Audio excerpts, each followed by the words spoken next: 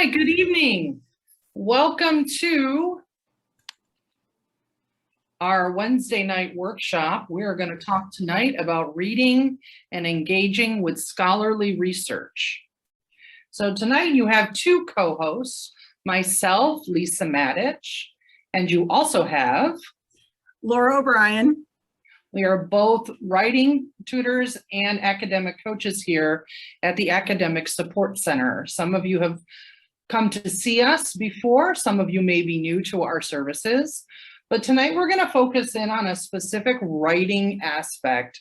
And in a lot of ways, this is almost a pre-writing activity, which is where you're going to do some reading and engaging with some academic journal articles and other types of scholarly research in anticipation of creating a research paper or presentation. All right, so why are we here and what are we doing? So one of our objectives is to reflect on and build awareness of critical reading strategies and situations so that we can better execute our writing assignments. The better you read and engage with the type of text that you have in your classes, the better your writing will become. And so we want to work on where we can find these sources and how do we go about best reading the sources to get the information necessary to make our writing look better.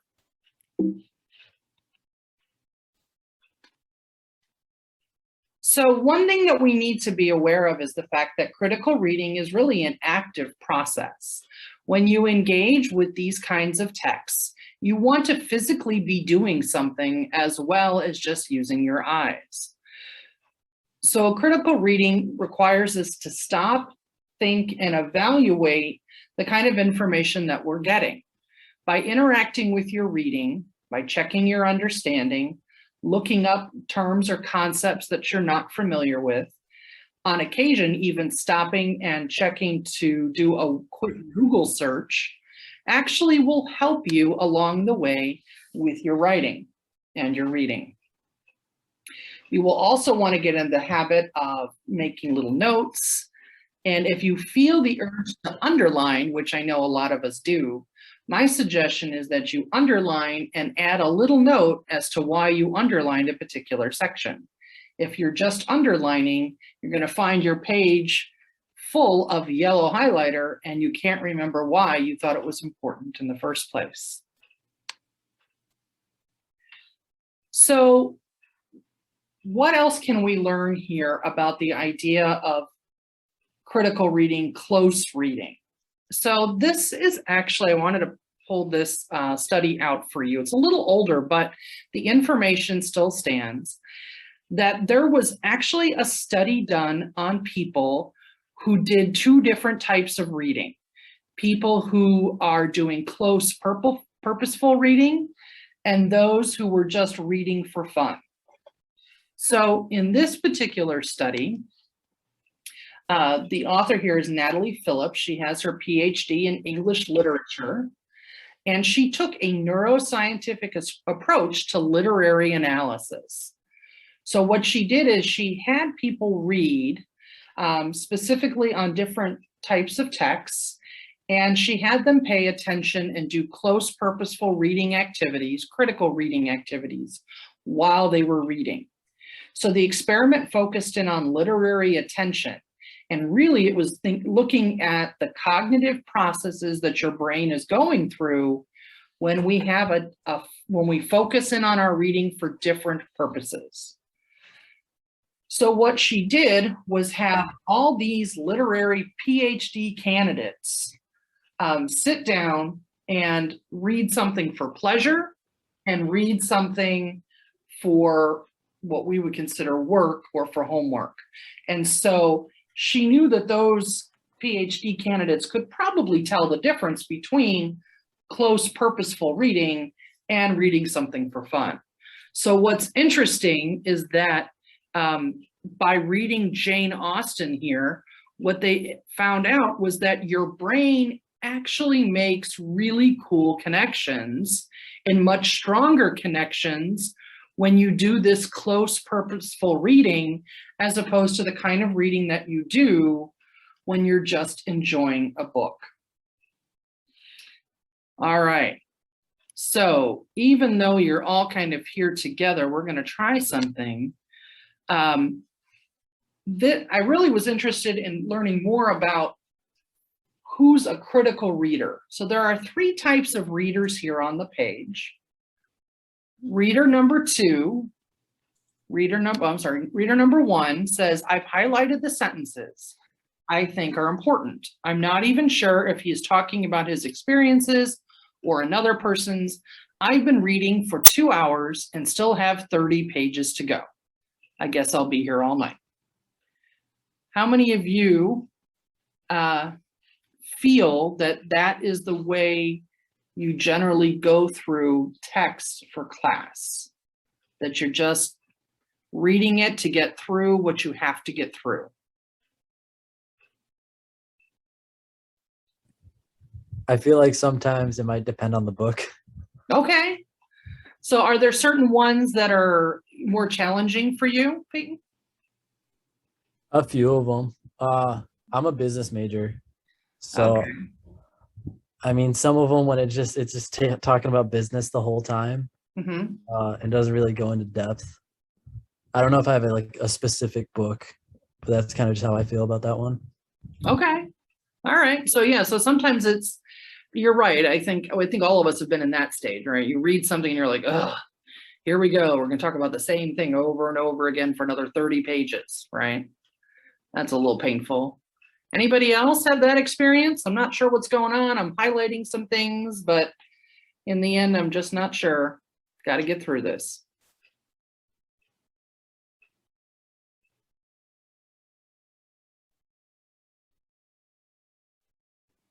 All right, that's okay. We get a little interactive portion of the evening.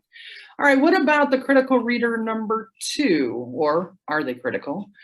So if the reader says, does he agree or disagree with the theory? So these are the questions going on in the brain of the supposed critical reader.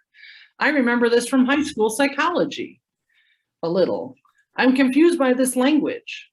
Maybe I should look up who this theorist is and go to a quieter place to study. What kind of things do you think are going on in the brain of this person? They're trying to make sense of what they're reading and actually understand it. Yeah, you're right. I think they very much are trying to make sense of what they're reading. Is this something that you do? Yeah, I try to. Good. I agree that at times this is what you're striving to do, right? You want to stop and ask questions, make connections to your prior knowledge, and then change strategies when things don't work. So here at the end, it says, I'm going to go to a quieter place to study. Those are all good things that you can try to do. It doesn't mean that you're going to have a magical understanding of the information in a new place, but at least you're realizing that what you're currently doing isn't working as well for you as it could. All right, what about this number 3? I love this book. I want to keep reading in order to see what happens. Is this person a critical reader?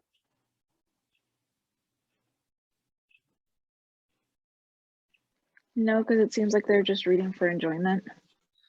Yeah, and not that that's wrong. I mean, maybe we should talk about it that way. You're absolutely right to read things that are fun for you. But at the same time, I don't think they're being a critical reader. And I think I agree with you on that one. They're, they're taking they're kind of whipping through the material, right? And you may miss a lot if you're not stopping and thinking about what you understand or whether you understand. So lots of good things here. So really what you have to do is try to figure out, how can I be a more critical reader, especially when it comes to these academic or scholarly journals? Because there's going to be a lot of information provided there, and we have to kind of make sure that we're paying attention as we go through them. All right.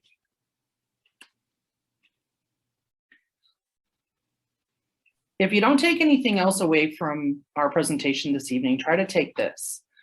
The more connections you make to a text, the better your reading comprehension is going to be.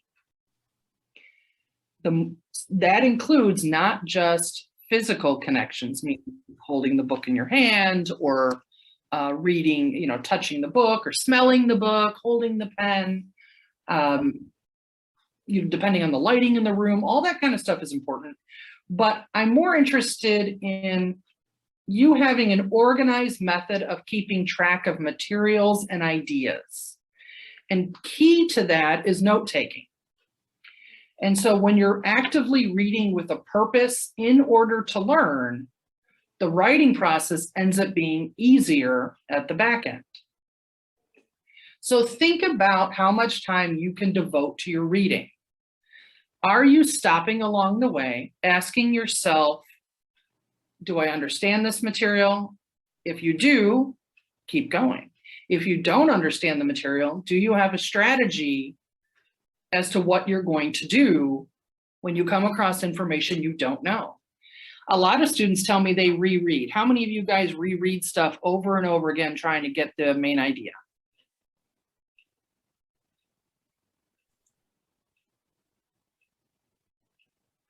Nobody? I feel like I constantly do this because I want to make sure that I understand what's going on, not exactly sometimes for the main idea, just more I want to make sure I get like a different point of view or grasp on it. Okay. Do you find that to be helpful, Heather? Yeah, I definitely think rereading it helps me like focus on things that I didn't get the first time, or maybe things that were like, if it was a lengthy text or, a lot of big things, big ideas, then to just break it down makes it a lot easier for me. So Heather, when you go back and you reread, do you find that you're doing anything else other than just rereading? Do you stop and take notes along the way? What kind of things happen? Yeah, and right along the margins, Mm-hmm. I'll start to notice that's when my in-depth reading comes from, not just my surface reading. Okay, good. Those are great habits. So rereading is, people say don't reread, it doesn't help. Rereading can help as long as you're doing something along with it. If you say to yourself, well, I didn't understand that chapter, I guess I'll read all 54 pages again. That's when I'm concerned, because that's a lot of time for you. And if you're not getting the material the first time through, maybe we need to stop and kind of break some things up into chunks. We may need to think about, there are probably parts of those 54 pages you do understand and don't need to reread, but you kind of have to evaluate what you're reading. And so just because an article is only 10 pages long and you have to read it for class, doesn't mean you should only put 10 minutes aside to read that article. Because that article may be full of concepts or theorists or procedures that you're not familiar with. So even if you need to reread it, are you giving yourself enough time to do that? So think about how much time you can devote to your reading. Make sure that planning time for reading and taking notes is part of your study cycle, so that you can connect with what you already know to what you're currently reading. All right, for the fun part of the evening, I'm going to turn some things over to Laura here, and she's going to take you through how to find journal articles here through the library. And then we're going to circle back and talk a little bit about the different parts of a journal article and what parts that you can kind of skim over versus parts that you really should be paying closer attention to maximize your time on task. Take it away, Laura. Oh man, Lisa's putting the pressure on me. Okay. So let me preface this by saying I am not a librarian, but I do spend an inordinate amount of time both looking for journal articles myself, as well as helping the writers that come in to see us look for information. So this is just kind of a quick overview of the least complicated way to use the Spartan search and do other kinds of searching.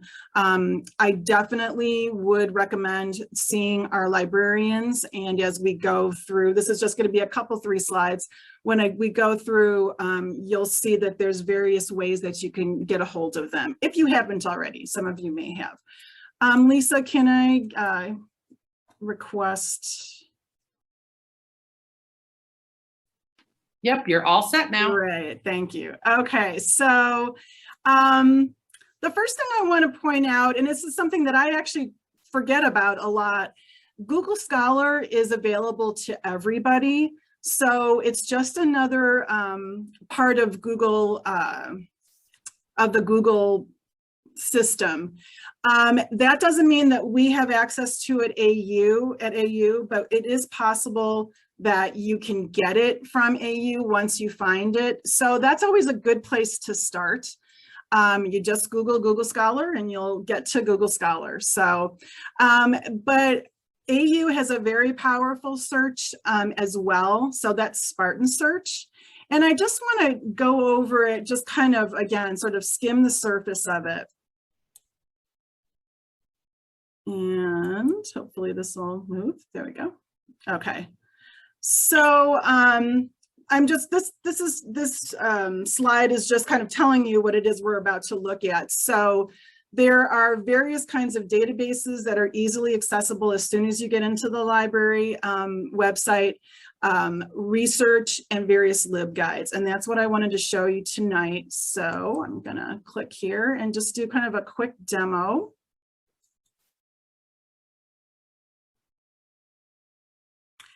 So when you get to the library, however you get it, I will literally type Aurora University Library and it will take me to this page. So this is their landing page. And it's pretty nicely laid out and pretty simple to navigate. So there's just a couple of little pieces of it that I wanted you to see so that you can, if nothing else, you can kind of jump in there and start looking for what you need. So probably the most obvious here is the everything bar. This is a drop-down menu and it will show, if you choose everything, it will give you everything. But these are the various things that they have available. Articles in particular, maybe your instructor has left some resources at the course reserves. And then iShare, which is, as I understand it, it's like all of kind of the Illinois colleges. You can request some obscure book. I know I do it all the time. And they literally will drive it to AU. So this is just a system that they have worked out. And so if you're looking, I know we're talking about articles here, but if you're ever looking in your research for a book or something like that, that's going to be very helpful. EBSCO search you may also be familiar with. You do want to be within the, if you go into, I'm not going to do it now because I don't want to spend the time trying to get back into my account here, but if you go into the EBSCO search, it will ask you to check in as an AU student and then you can use that. The TPASA account is actually when you are looking for an article, but we don't have it in our system, because we don't subscribe to that particular journal, or it might be very kind of old or obscure, you can actually request that journal and the library will get it back to you electronically. So those are just some of the ways that you can get some kind of information that you might not otherwise get your hands on. And then there's the A to Z databases and you can access them here. So let me show you those quickly. And these are just basically all of the databases that we subscribe to here. So I won't go through all of them. I'm going to go back.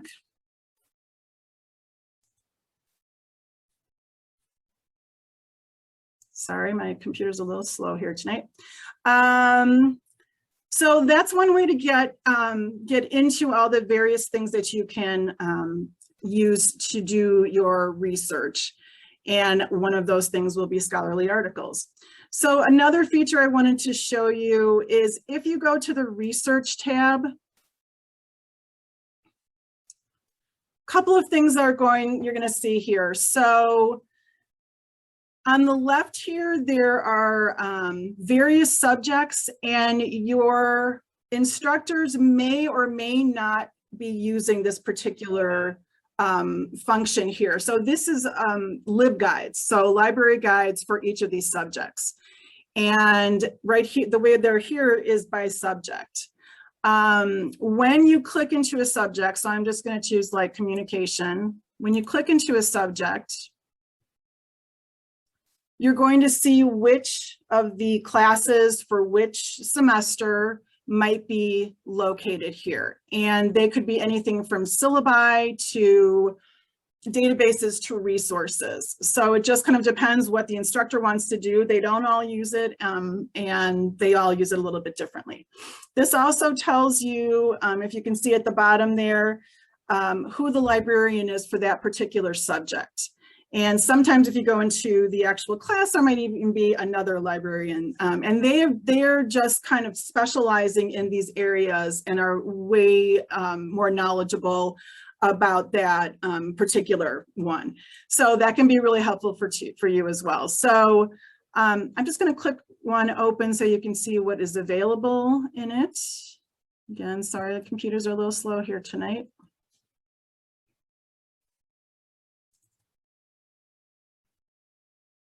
So this is for Communications 3140 multimedia writing and storytelling. So there's some other information here in case you would like it. There's some information on citations and writing. Here on the main part of the page, though, are some sources that the instructor thought might be helpful or might just want to make sure that you have available. So there's some books, but there's also some directive databases as well. And so you can take a look through these. These are all available to us, and look for anything you might be looking for. So one of the other features that I wanted to talk about is a feature that just came up on the screen here, which is that the librarians are available to chat. As long as the library is open, the librarians are available. There's always somebody at that desk. So if you ever have just a quick question about keywords or something like that, you can go ahead and grab this chat and start a chat with them, and they can help you. So, you know, if you don't have anything very, say, complicated to ask them, or even if you do, I suppose you could spend some time there. So within these are also various other resources, a guide to the research process, which I will not open because it will take a while to open, and other information about the staff and the databases. So that's just a little bit about what you can do there. Let's see, I want to get back to where I was. Okay. There's also just information like on hours and stuff here as well. The other thing I wanted to do is just quickly show you just one kind of easy way to keep track of some of your materials. So let's say you are looking for, let's see, recreation therapy. So let's say you're looking for something in recreation therapy. When you type that in, those are just some keywords that I chose. You might choose other keywords. You're going to come upon what our Spartan search will find for you. And you can get a little bit deeper into it and look for years or authors or whatever you'd like to do. Again, that's for the librarians. This is just some of the ways that you can, you know, again, start gathering articles for yourself.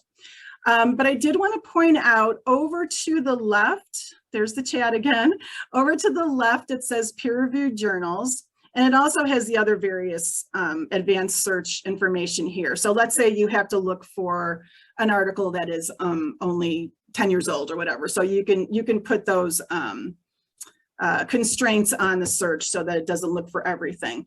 But a lot of times you're going to be asked for a peer-reviewed article in your for your research project. And peer-reviewed means that it's been checked out and vetted when someone is going to submit their papers for a journal to be published. They have experts, other readers come and take a look at it to make sure that everything is correct, do some fact checking, whatever. So you'll hear that word peer-reviewed journals a lot, and your professors may ask you for that. You can also choose open access, which means it's available to anybody. Most things are available online, so you don't have to, you can choose that. The chances are it will be. And again, if we don't have it here, you can request it. So the last thing I want to show you tonight is this little pinning mechanism, which is my favorite thing. If you find something that you want to read later, so you're gathering all kinds of journal articles, you just pin it and it goes into your favorites. And when you want to see it again, you can just go to your favorites up at the top of the screen. So again, just kind of a quick dive into some of the ways that you can get your hands on journal materials. I would absolutely suggest either chatting with and or making an appointment with one of the librarians when you're getting ready to do a research paper. I believe you can access that. Is that also through academic support? I'm not sure. But you should be able, actually, if you go back to that first, if you go back to this first page here, you can do a schedule. Oh, it's academic support net, sorry. You can schedule it here. And that is the end of the library portion. All right. So that was a little I weird. have a question about the library portion. Mm-hmm. So I think one of my professors said that we have like a new database that we use. It's called ProQuest. How do we find it or how do we access it? That is a good question, possibly for the librarian. I have noticed that when I am looking for articles, I do see the ProQuest. I used to think ProQuest was just for dissertations and theses, but now I'm thinking that it's actually a much bigger database. Lisa, do you know anything about it? Yeah, I was trying to think here that because we go by all subjects, but I was thinking that there is and I know I found it before, so I'm gonna double check here. Let's see here, which is A to Z, oops, I hit the button. So A to Z, so I went under research, then I went under A to Z, and then I went down to, I could have sworn I saw it here. Why do I not see it here? It's very exciting.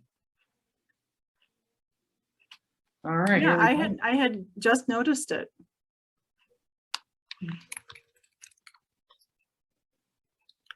Let's see if it happens. You know what we'll do? I'll have Laura, while I'm finishing up here, I'll have Laura ask a librarian. Yeah, we'll see how this And works. we will pull that ProQuest up because like Laura, I only used it for searching for dissertations. And so it's a little different when you may be using it outside for dissertations and theses. So, any other questions about the library stuff before we move on?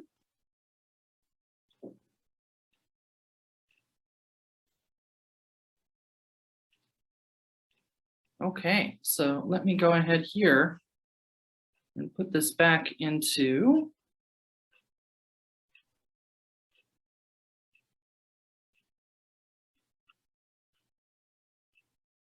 one second.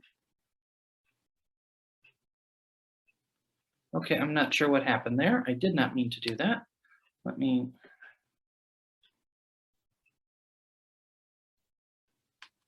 Okay.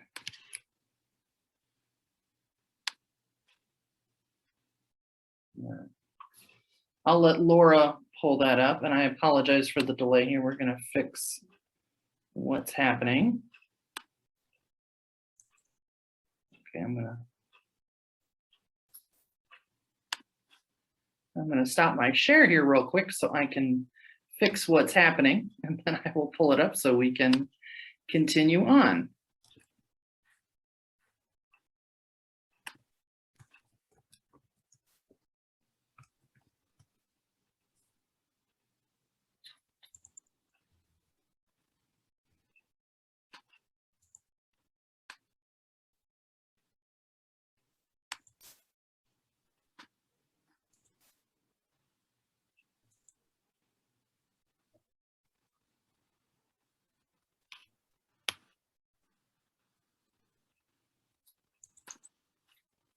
Okay.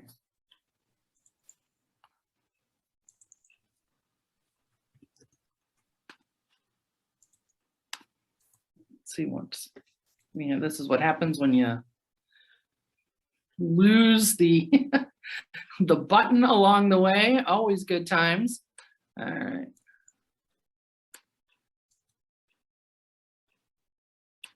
I'm going to share my screen here. There we go.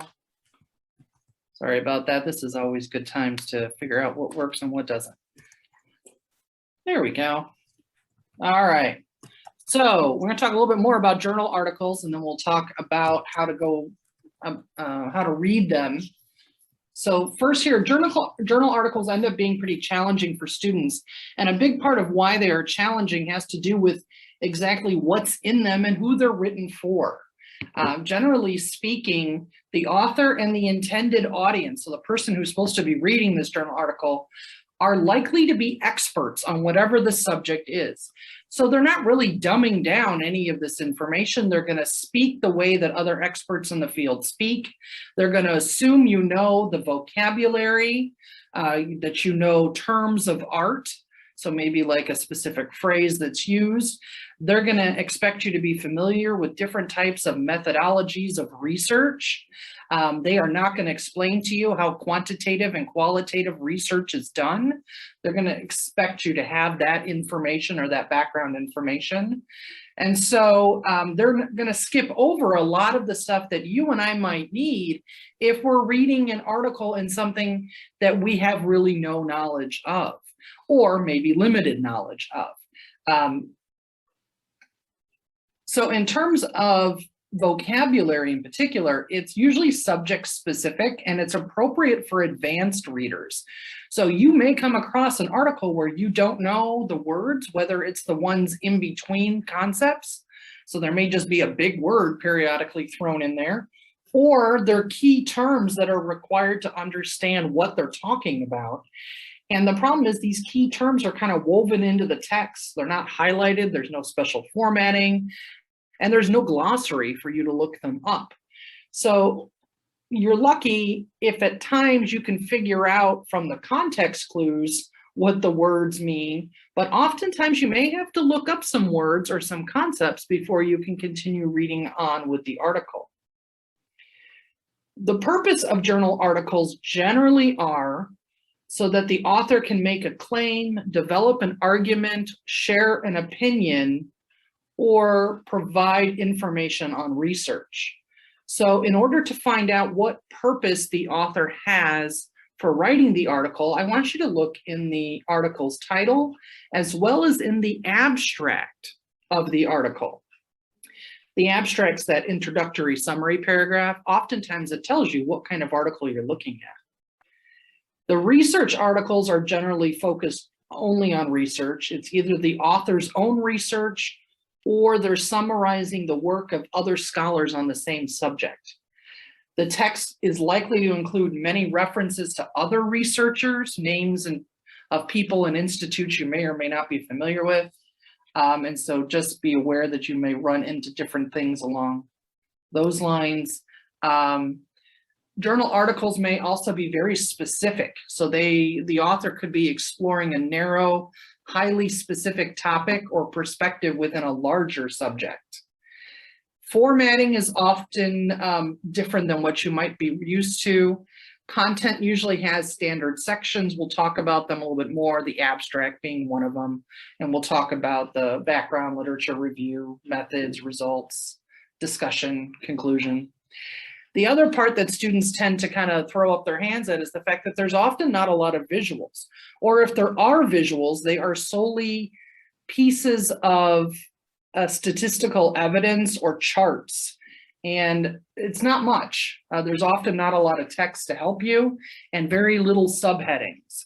So you don't want to be afraid of these research articles, but be aware that that's something that can happen when you look at them. So I did pull an article here out of the ones that I showed you, and this one is on Latino student achievement, exploring the influence of student-faculty interaction, on college grades. So this comes out of one of the journals that we saw on the first page, Latino Studies. And this is written, we have two authors here at the top. And so what you have to do is actually engage in some pre-reading strategies before you even get to what I call the meat and potatoes of the actual article. So before you even get to this point, you may want to look at your syllabus or talk to your professor. What are the topics that you're supposed to be looking for within this particular article? What have you been discussing in class? What's the topic for the week or that module? And kind of use those thoughts to kind of unpack that title a little bit further. You may also use that title to kind of get an idea of who's the intended audience here. So if you look at Latino student achievement, think to yourself, who might be interested in student achievement? Who might this be written for? And then it goes on to talk about influence of student-faculty interactions on college grades. So again, thinking about who could have this article been written for? One of the other things you need to do with pre-reading is activating your background knowledge. It's also called your schema. And with activating your background knowledge is ask yourself, what kind of things do you already know about this topic? So you may not know the specifics, but what do you know about student-faculty interactions? What do you know about college grades? What do you know about a Latino experience when we're talking about higher education? If you don't know anything about any of those, that's okay. But ask yourself, do you have any personal experience about grades and how those grades are formed?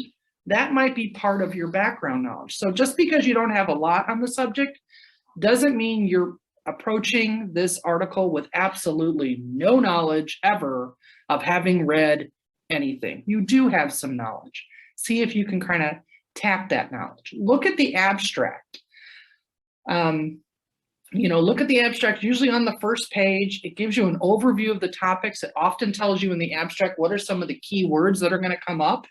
If you don't know what those are, this is the time to Google search. Look through those and see if you get some information. And if you look here to the right at the top, there's a little tiny paragraph. This one happens to be in italics for you.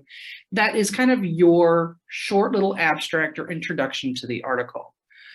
Flip through the article. Are there any visuals whatsoever? Are you going to be looking at charts? Are you going to be looking at graphs? Anything there that kind of gives you a little bit of an idea of what to expect. And then moving on from there, I want you to move into looking at the parts of the journal themselves. So there are several parts to most journals. Generally speaking, they do have headers, like some sort of a heading. Not all of them do. So if you look here, unfortunately, this one doesn't start with introduction. But generally, that's what happens first after an abstract. You have an introduction.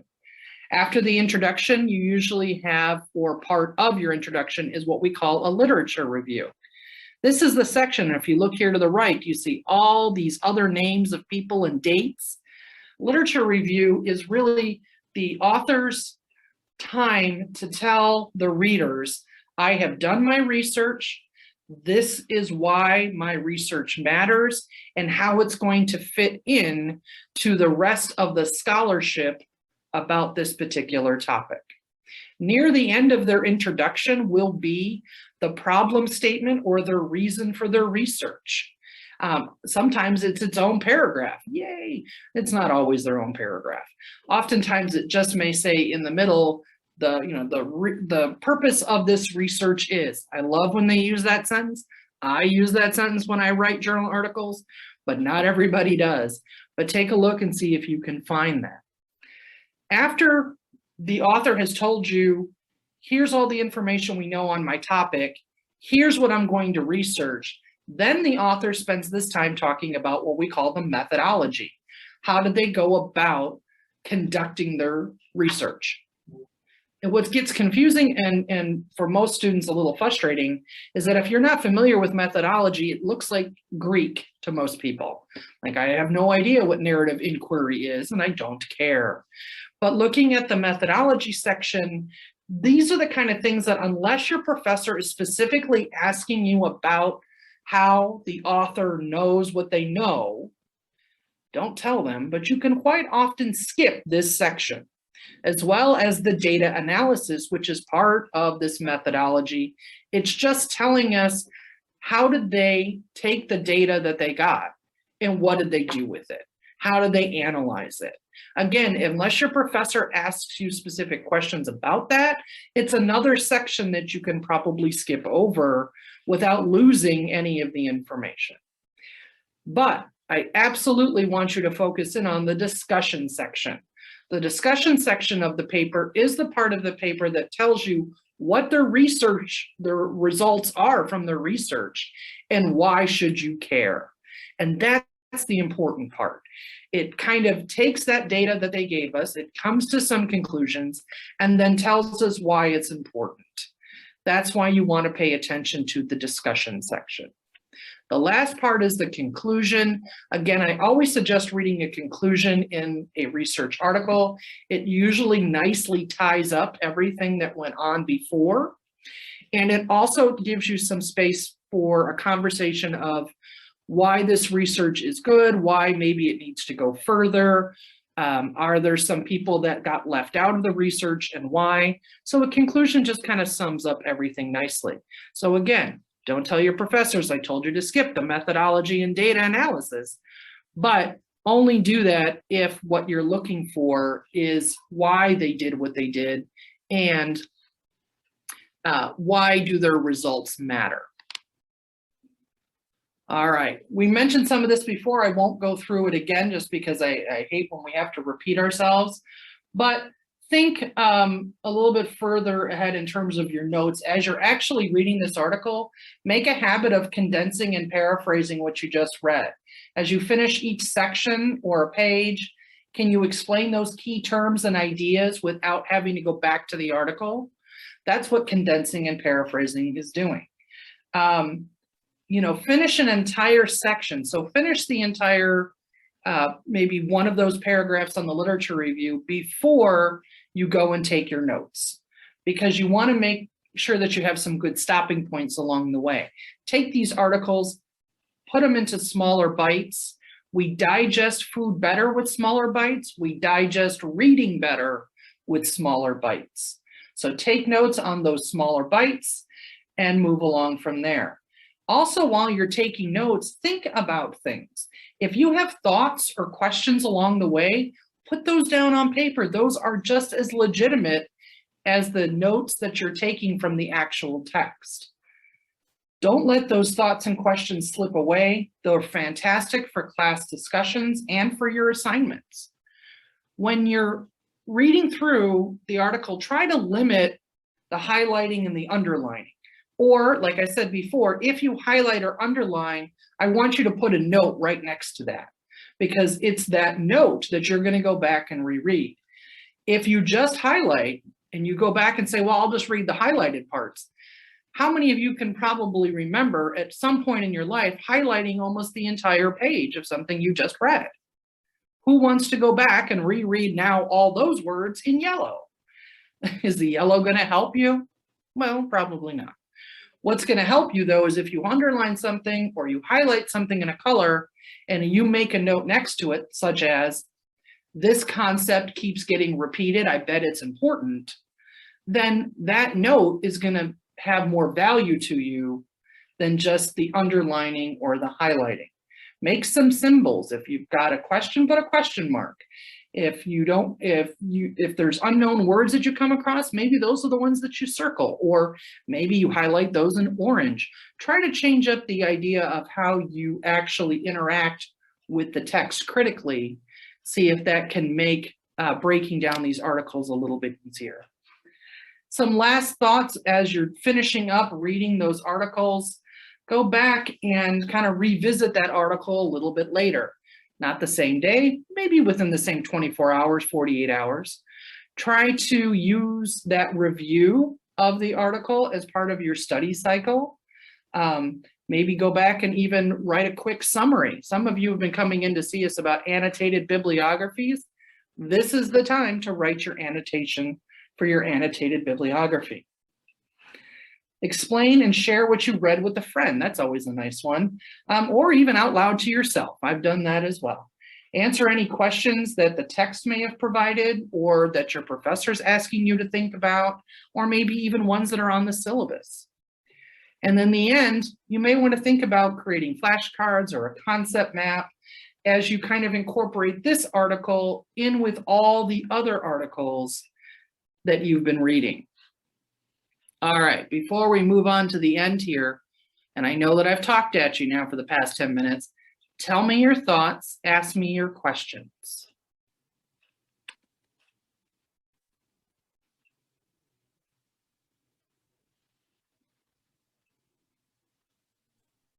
Lisa, Yes, Laura. I actually have I have a message from the librarian. All right. If you go back, I don't know if you want to try this, Lisa, or if you want to give me the remote again. Sure, hold on a second. If you go back to that landing page, Mm-hmm. and you go to the here, I'll do it. I'll check it. Sure. Oh, actually, that might not be so easy on my part unless I go all the way back up. Let me click exit here. Okay, There we go. good. All right.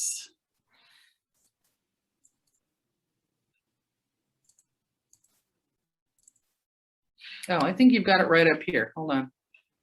Oh, do I still? There we go. Yeah, there we go. If you go here to the A to Z base databases and you go down to your right, here are your ProQuest databases. Ah, it was hiding right in plain It was sight. hiding in plain sight. We were looking through the P's and the P's were right in front of us. So that is how you can, I forget who asked that question. That's how you can access that, the I think that was ProQuest. Francella who asked that question. So yeah. Yeah, that So- was me. Yeah, so either the A to Z in that top portion, or if you do come here, I think you can also find it. I think that the trick is to get to where you see the A to Z's. And then, so if you, let me try this. If you go to,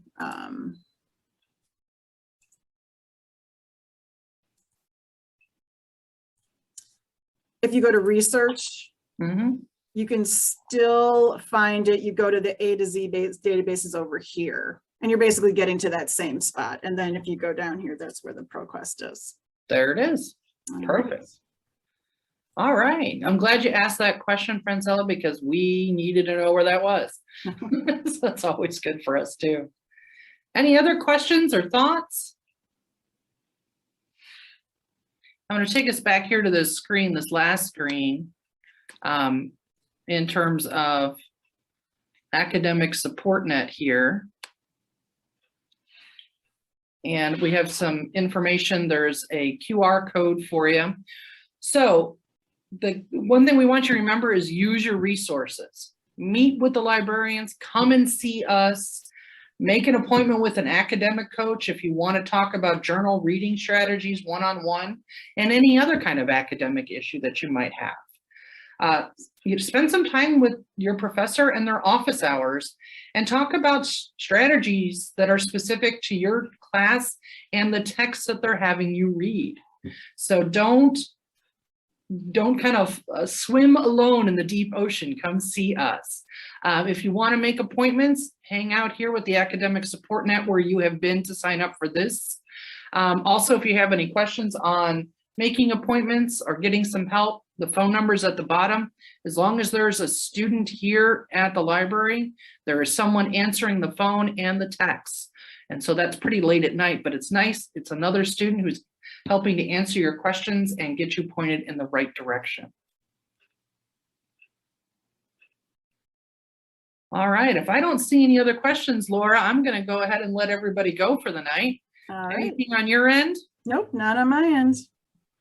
All right, well, thank you so much for coming and spending the evening with us. We know there were many other options you had tonight, but we enjoyed having you, and we are looking forward to seeing all of you at some point in the Academic Support Center. Thanks so much. Thank you. Thank you. Thank you. Thank you. Thank you. Thank you.